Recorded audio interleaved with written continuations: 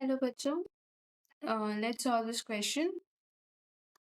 The question readers: a metal M forms water soluble sulfate and water insoluble hydroxide.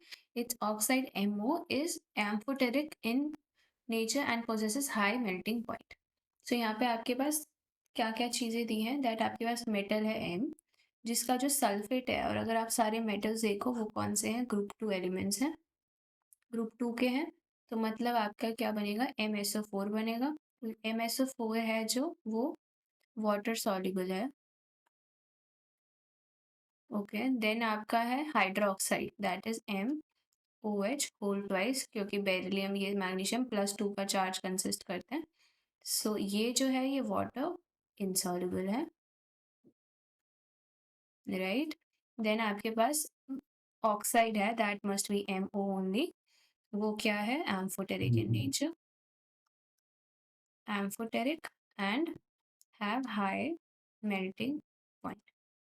ये सारी information हमें दे रखी है। So this is related to group 2 elements, and group 2 elements belong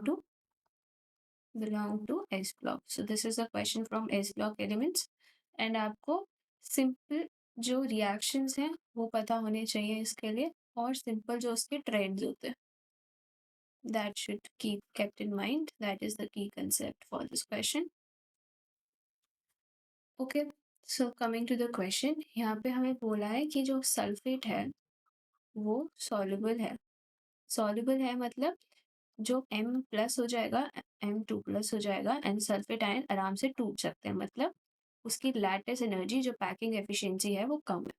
मतलब क्योंकि sulphate ion क्या होता है, यहाँ पे सल्फेट आयन जो है वो लार्ज है।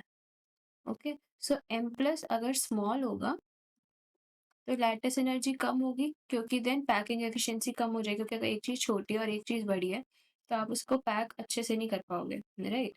तो लैटिस एनर्जी कम होगी तो मतलब इजीली टूट पाएगा वाटर में जाके, क्योंकि उसकी हाइड्रेशन एंथैल्पी ज़्यादा होगी।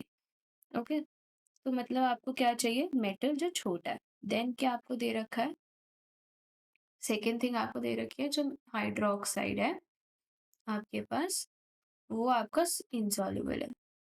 सो यहाँ पे क्या होता है, जो आपके पास OH आयन है, OH आयन है वो आपका स्मॉल होता है।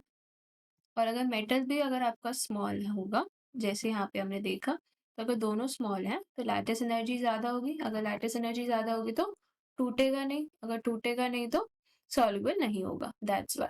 तो मतलब हमें ये पता चल गया कि छोटा कटायन है, ठीक है। तो अगर आप यहाँ पे साइजेस को कंपेयर करो, so group 2 elements, next page पे जाते हैं।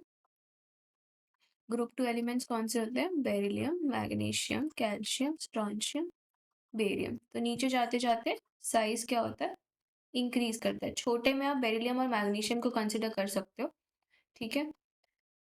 तो हमारे पास मतलब बेरिलियम बचा और मैग्नीशियम बचा। ऑप्शंस में हमें कौन कौन से दिया है, बेरिलियम मैग्नीशियम है, ये दोनों तो कट जाएंगे क्योंकि लार्ज है।